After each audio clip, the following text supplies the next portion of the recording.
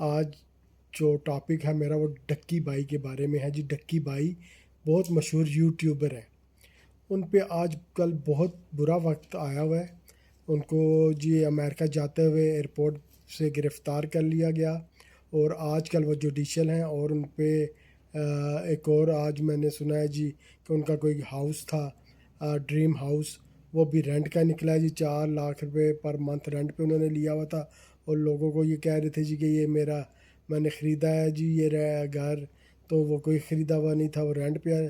یہ ایسے ہوتا ہے، یہ دنیا ہے بھائی، یہاں پہ عروج بھی ہے، زوال بھی ہے، لیکن ہمیشہ سچ بولنا چاہیے۔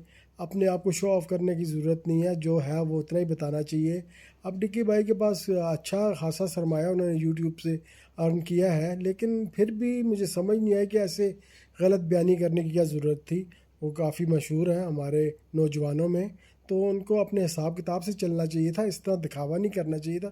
چلے اللہ خیر کرے، اللہ ان کا جو برا وقت ہے وہ نکالے، اور پھر وہ اپنے اسی طرح یوٹیوب پہ آئیں، اور ہم لوگ ان سے جیسے پہلے محبت کرتے ویسے کریں گے انشاءاللہ۔ لیکن ان کو بھی سوچنا چاہیے، سچ کا سہارا لیں۔